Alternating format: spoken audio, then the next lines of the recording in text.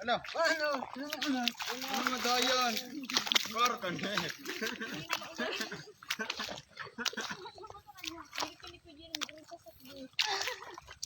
Sabay natin na. Tingnan mo kung aram din doon kung wala.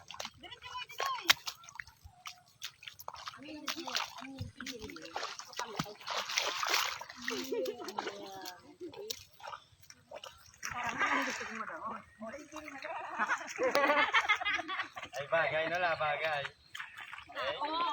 Ano sabi na? George, magulang George, tujuan George. Tarok-tarok na si George. Sige po na.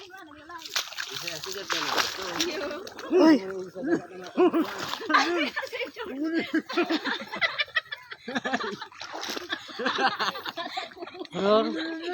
Pararam na pala ni Di. Ay, George.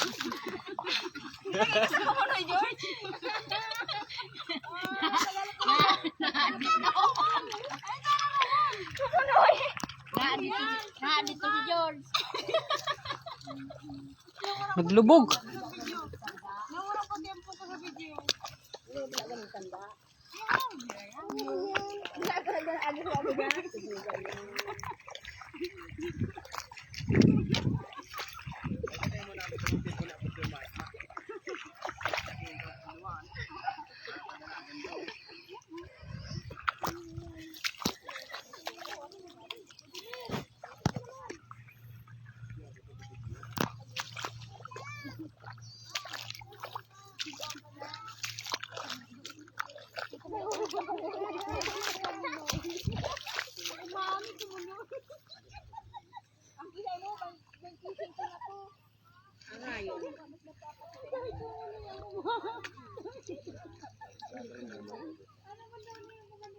Nag-atlas si Vita ko muna eh.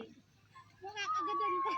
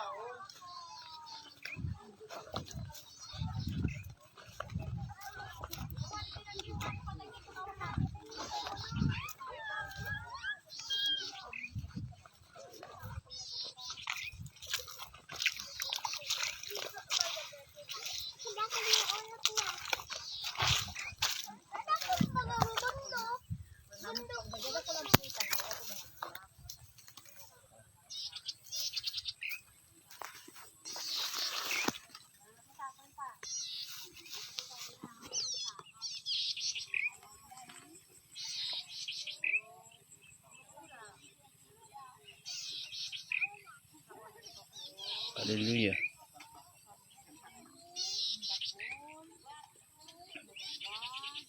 Magtanim ay hindi biro. Ganyan din sa gawain ng Diyos. Sa panahon ng pagtatanim, andun ang hirap, pagod,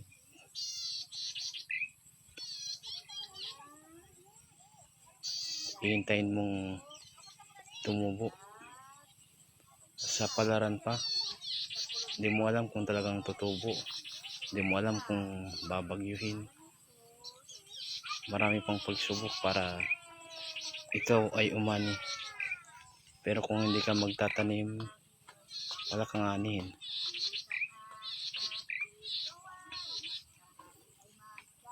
Kaya humanap ka ng mga tao na katuwang mo sa pagtatanim ng salita ng Diyos. Hallelujah. Tulad ng ating Panginoong Hesus, humanap siya ng 12 disipulo na itatanim ang mabuting balita sa mga tao. Kaya tayo ngayon hanggang ngayon sa panahon natin ay may mga Kristiyano pa, nang dahil yun sa pagtatanim ng 12 disipulo sa panahon ng ating Panginoong Hesus. Sa panahon natin ngayon, kailangan natin mag-disciple ng mga tao na handang magpagamit kay Kristo. Mahirap maghubog ng mga taong iba-ibang pamilya ang pinanggalingan. Pero kung si Kristo ang ipapakilala mo sa kanila, walang imposible na magkaisa. John 13:35, kung kayo'y magmamahalan, mag-iibigan, magtutulungan, makikilala ng lahat na kayo'y mga alagad ko.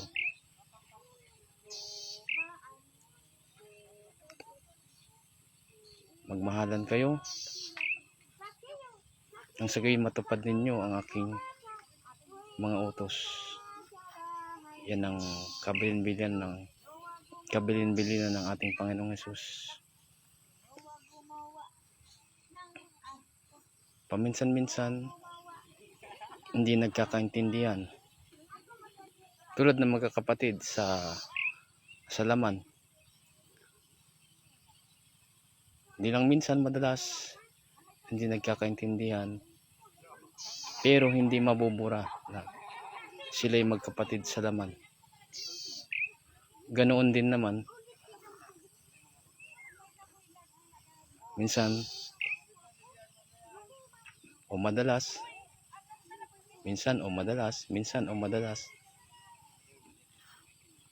ang mga magkakapatid kay Kristo ay may mga di pagkakaunawaan, pero hindi mabubura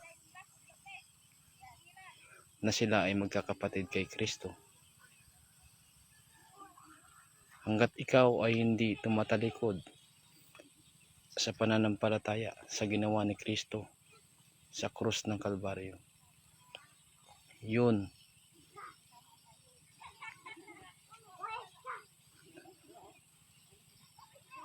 ang magbubuklod sa mga tao. Kanyang pag-ibig,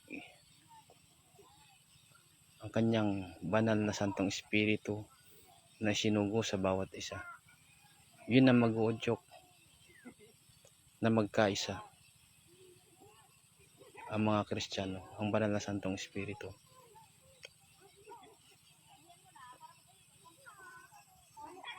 Kaya mapalad ang mga taong ginagabayan ng banal na Santong Espiritu.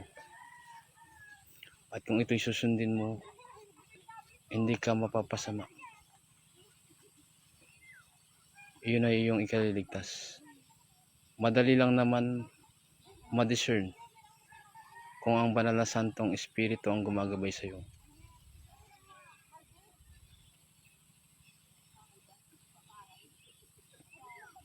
Yun ay tinuturuan kang magbago. Yun ay yung tinuturuan kang tumalikod sa kasamaan ng mundong ito. Sapagkat ang kasamaan ng mundong ito, yun ang nagpahamak sa tao.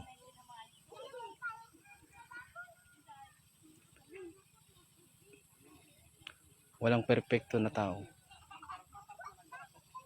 Sabi ng Roma, walang nakaabot sa pamantayan ng ating Diyos na buhay.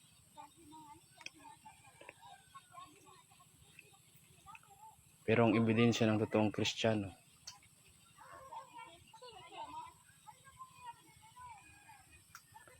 ay nagliliwanag sa kanya si Kristo. At si Kristo ay mabuti. Kung si Kristo ay mabuti, dapat makita sa atin ang kabutihan ni Kristo. Iba-iba ang pag-unlad ng pananampalataya ng tao. Merong sobrang bagal, merong mabagal. Merong sobrang bilis, merong mabilis lang. At merong ngayon niya nakilala si Kristo, bukas bago na siya. Kaya dapat magkaunawaan ng bawat isa.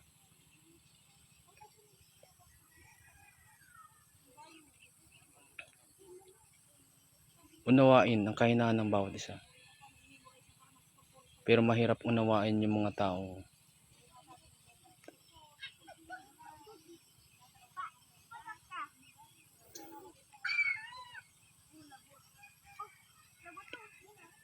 ayaw naman talagang magsisi. Hindi niya totoong nakilala si Kristo. Yun yung mga taong talagang hindi niya tunay nakilala si Kristo. Kung kilala mo si Kristo, hindi mahirap talikuran ng kasalanan. Sapagkat kung alam mo na kaya siya nagpapako sa krus nang dahil sa iyong kasalanan, hindi mo na yan gagawin pa.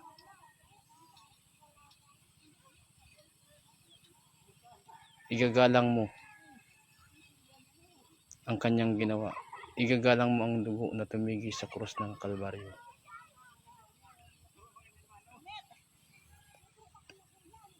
Yan ang nagpapatunay na tayo sa kanya.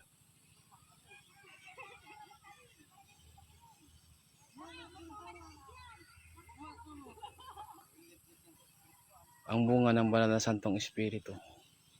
At ang bunga ng banal na Santong Espiritu ay mabuti, hindi masama. Kaya malalaman mo, sabi ng Bible, makikilala mo sila sa kanilang mga gawa. Makikilala mo sila sa kanilang mga bunga.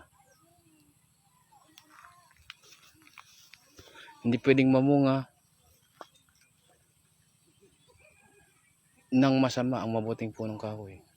Gayon din naman, hindi pwedeng mamunga ng mabuti ang masamang punong kahoy.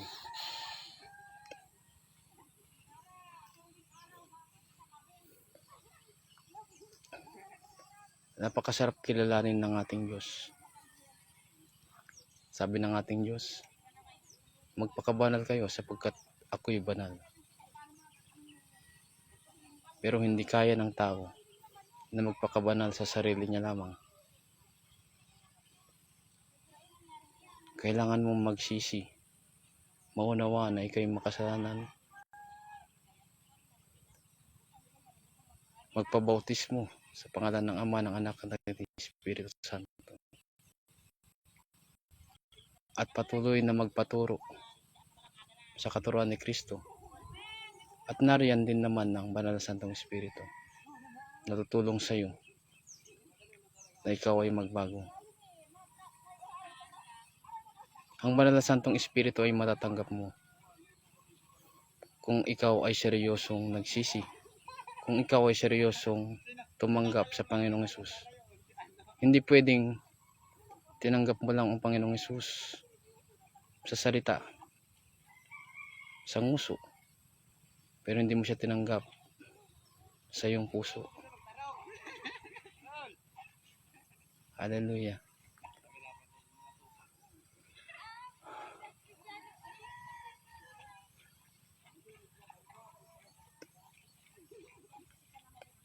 Kung totoong tinanggap mo si Kristo, tinanggap mo rin ang kanyang katuruan.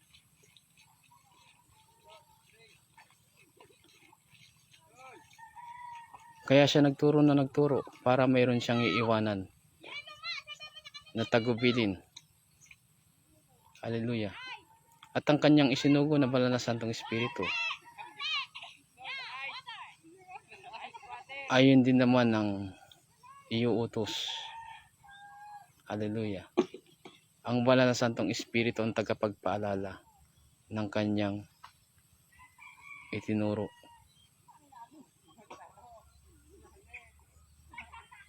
Yun ang makakatulong natin. Ngayon ang Biblia, nasulat siya. Nasulat ang Biblia. Para sa panahon ng paghuhukom, meron tayong bubuklatin. Kasi kung hindi na usulat ang mga salita ni Kristo, hindi mapapanagot ang mga sumuway dito. Sabi ni Kristo, hindi ko kayo hatulan, pero ang aking salita ang hahatol sa inyo.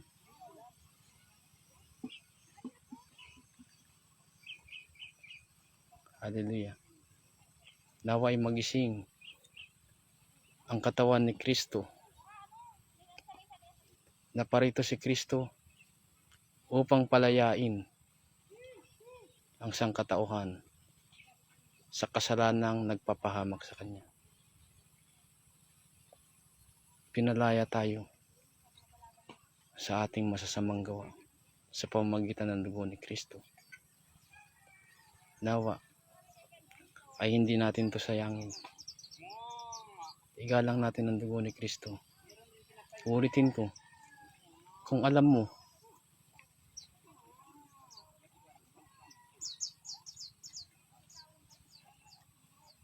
kung ano ang dahilan kung bakit napako si Kristo sa krus, kung alam mo lang talaga na kaya napako si Kristo sa krus ay dahil sa ating mga kasalanan, hindi mo na gagawain ng kasalanan. Pero likas sa mga tao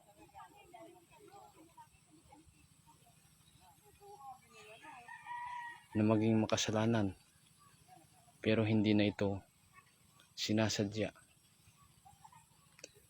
Ang kahibaan ng buhay natin noon walang Kristo at buhay natin ngayong may Kristo. Ang buhay noon na walang Kristo, kapag ikaw ay nagkakamali, nagkakasala, tinutuloy-tuloy mo yun. Ini-enjoy mo pa yun. Nagtatampisaw ka pa sa putik. Hindi mo niisip na maglinis. Ibig sabihin magsisi. Masaya kang ginagawa ang kasalanan. Pero ngayon, ikaw ay Kristiyano na. Nandyan ang banal na Santong Espiritu na mag-uudyok sa'yo. Huwag mong gawin yan. Ito ang gawin mo. Huwag yan. Huwag yan. Huwag yan. Ang banal na Santong Espiritu ang gabay ng isang tao para talikuran ng totoo ang kasalanan. Ngayon, kung talagang Holy Spirit ang nasa kaloob-looban natin,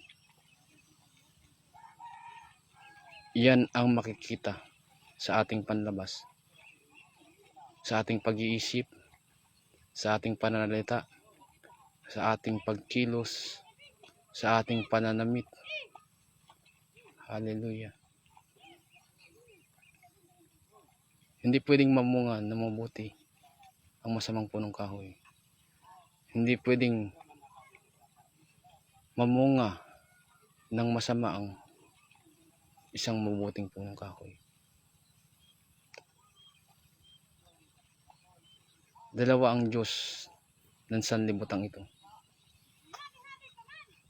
Kung sino ang sinusunod mo, yun ang Diyos mo. Kung Diyos ng kasamaan ang sinusunod mo, yun din ang ginagawa mo. Kung Diyos ng kabutihan ang sinusunod mo, yun din ang ginagawa mo.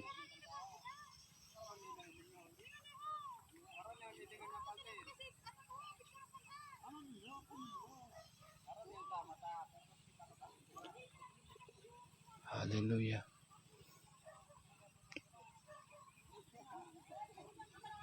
Kung saang puno ka nakakonekta, yun dapat ang ibunga mo. John 15. Hindi kayo makakapamunga kung kayo hiwalay sa akin.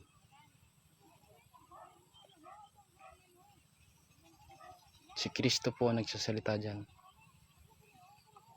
At kung tayo po ay konektado kay Kristo, ang bunga po natin ay makakristo, hindi makasanlibutan.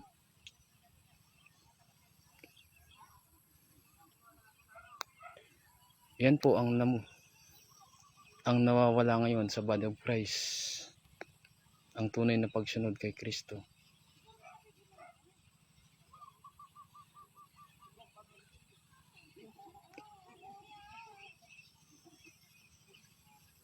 Hallelujah. Kung makikilala lang po natin si Kristo at ang Diyos Ama at ang Banal na Santong Espiritu, ayaw po nila na tayo po ay nagpapatuloy sa kasalanan. Unawain po na may pangunawa. Kung mabuti ang magbago, bakit hindi nagpabago? Kung masama ang paggawa ng masama, bakit hindi tinatalikuran?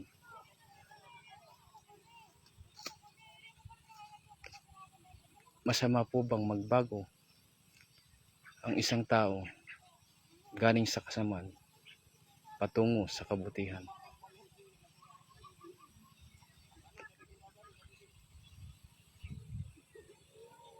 Huwag po nating masamain ang mabuti. Tinutulungan pa po natin ng ating Diyos na mas lalong maraming maligtas kung makikita ng sanlibutan na ang isang masamang tao ay nakapagbago dahil kay Kristo. Pero kung pagkatapos natin tumanggap kay Kristo at nagpatuloy tayo sa kasamaan, tinutulungan natin si Satanas na hindi paniwalain ng mga tao sa salita ng Diyos. Kasi masasabi na lang ng sanlibutan, bakit kami maniniwala sa salita ng Diyos? Hindi naman umiepekto yan sa tao.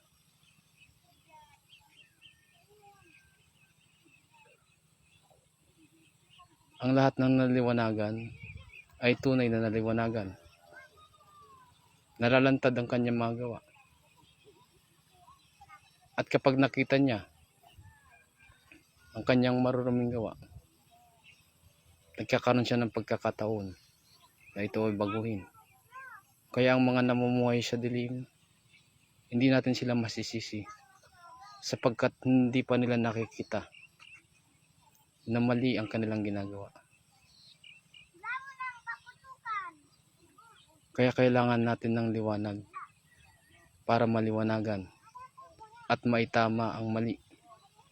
Nandyan po si Kristo. Siya ang liwanag na isinugo ng ating Diyos Ama. John 3. Kung babasahin niyo po ang buong chapter ng John 3. Kung di po ako nagkakamali, John 3:19 or 20. Naparito ang liwanag, pero mas inibig pa ng tao ang kadiliman. Gusto po ng ating Diyos Ama, ng ating Panginoong Hesus, ng Banal na Santong Espiritu, na mas ibigin nating mamuhay sa liwanag kaysa kadiliman ng mundong ito. Ano pong ibig sabihin ng kadiliman ng mundong ito? Kasamaan ng mundong ito.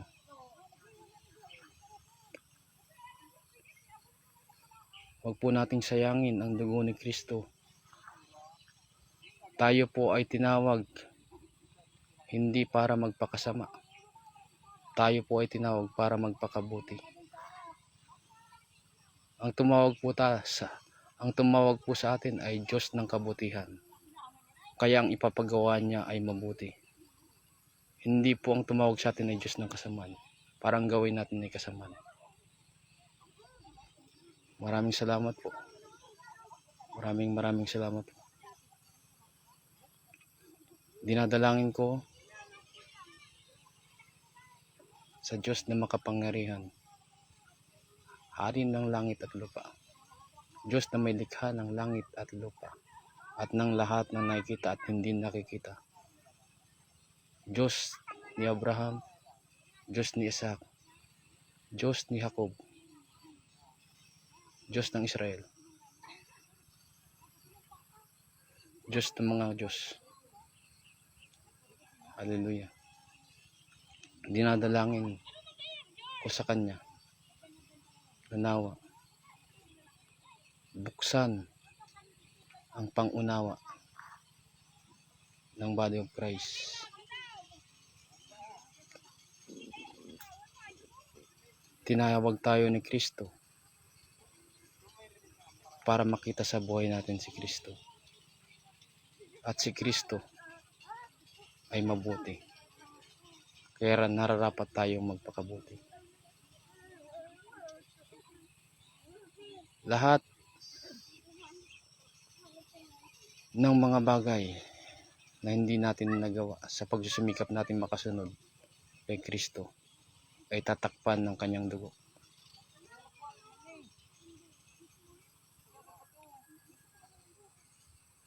Hallelujah. Hindi po sa ating mabubuting gawa kaya po tayo naligtas. Nang dahil po sa dugo ni Kristo na tumatakip sa mga hindi natin nagawa. Pero ayaw po ng Diyos na ikaw ay hindi gagawa. Kaya nga po tinawag tayong manggagawa.